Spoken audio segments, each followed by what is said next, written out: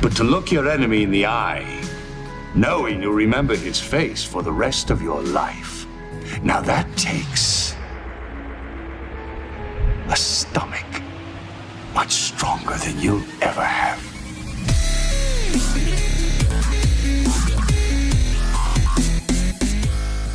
Sins of the Prophets aims to take the Halo universe and transfer the player's focus on the universe from a micro to a macro scale.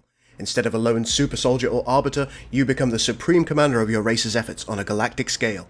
Using the Sins of a Solar Empire Rebellion engine, this total conversion allows the player to build giant fleets of vessels to traverse the universe, all while fighting for control of planets and trying to assert your faction's dominance over the galaxy. Sins of the Prophets focuses entirely on space, as opposed to the ground combat usually associated with the Halo franchise. With both the UNSC and the Covenant as playable races, both with multiple unique ship and station types to build, coupled with the potential to meet other space-based antagonists from the franchise, such as the Forerunner Remnants and the Flood, the mod blends beautifully with the universe and provides an immersive experience for the player.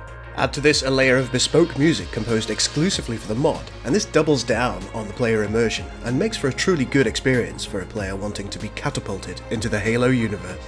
Let's move on to a quick look at the playable races. We'll start with the UNSC. The UNSC is a human faction based, rather unsurprisingly, on Earth, focusing on numerical superiority and the extremely damaging first strike Mach weapons seen in the franchise to secure victory. It's fair to say that the UNSC are a glass cannon style faction. Typically, most UNSC vessels don't have shielding, and when not well used by a player, they can be focused down by an enemy with relative ease.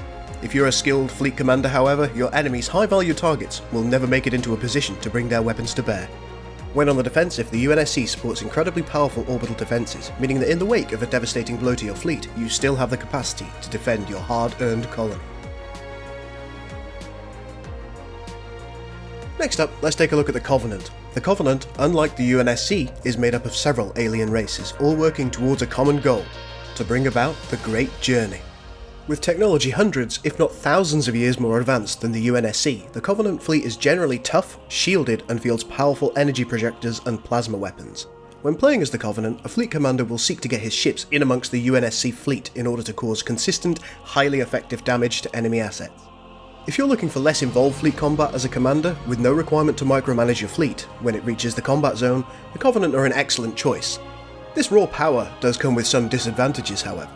The Covenant are typically at a numerical disadvantage to the UNSC and use the raw power and survivability of their ships to carry the fight to the enemy where possible. This can make the fleet vulnerable to having its high-value assets sniped by wily enemy commanders. The Covenant's planetary defences aren't nearly as effective as the UNSC's, and therefore a cunning commander would be well advised to keep a secondary fleet of vessels in a position to help defend its otherwise vulnerable world from raiding UNSC fleets.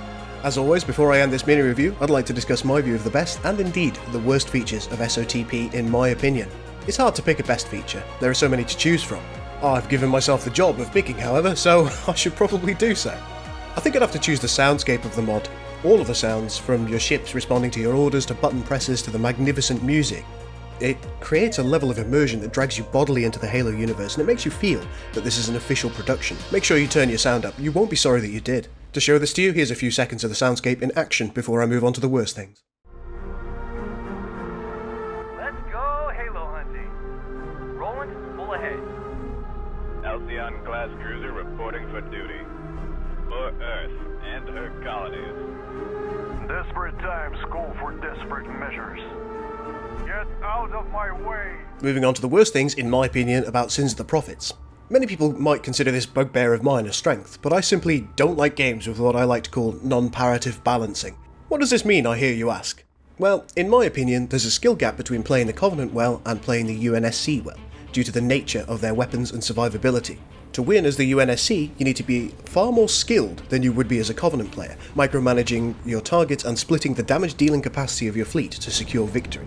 The difference in the number of user actions required to secure victory depending on race is a bugbear of mine, as it seems that some players might struggle with UNSC.